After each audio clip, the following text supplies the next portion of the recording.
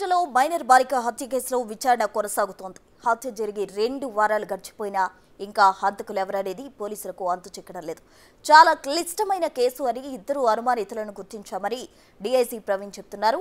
మాధవరాయ స్వామి ఆలయం వద్ద ఇద్దరు వ్యక్తులు బాలికను ఫాలో అయ్యారని, వాళ్ళు హంతకులా లేదా పర్యాటకులేనా అన్నది విచారణలో తెలుస్తుందన్నారు.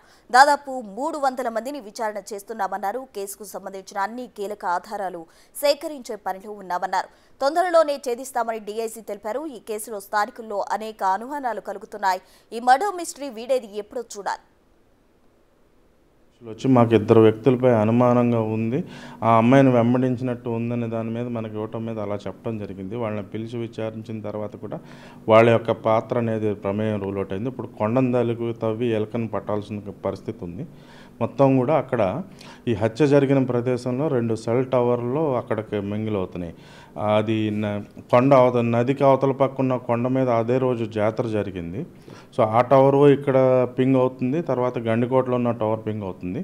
ఆ రోజు మొత్తం సీసీటీవీ కెమెరాలు వెలుగు తీసిన తర్వాత 350 మంది సందర్శకులు వచ్చారు.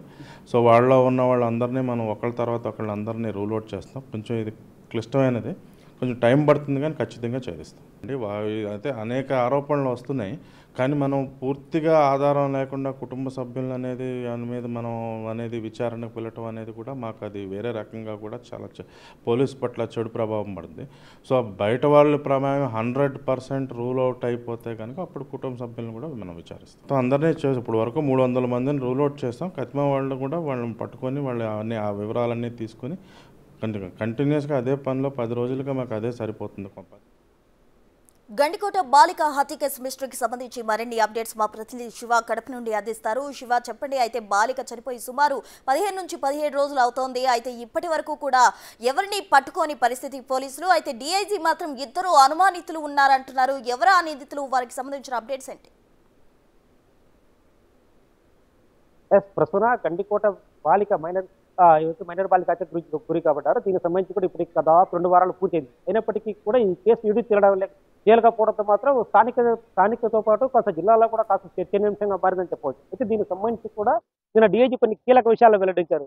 ఈ కేసులో దానికి సంబంధించి కూడా ఇప్పటికి దాదాపు 2 సెల్ టవర్ల ఆధారంగా 350 గుర్తించాం. వారిలో ఒక 300 ఇప్పటికే విచారించి పంపించేశామంటున్నారు. అయితే దీనికి సంబంధించి కూడా మరో 50 మంది ఉన్నారు, వాళ్ళు కూడా విచారించాలి అంటున్నారు. అయితే దీనికి సంబంధించి కూడా కొంత కీలక విషయాలు వెలుగులోకి వచ్చినట్టు తెలుస్తుంది.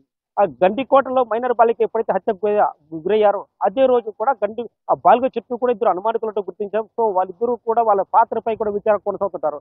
అయితే ఆ ఇద్దరు ఎవరు అనేది మాత్రం ఇప్పుడు తేలాల్సి ఉంది.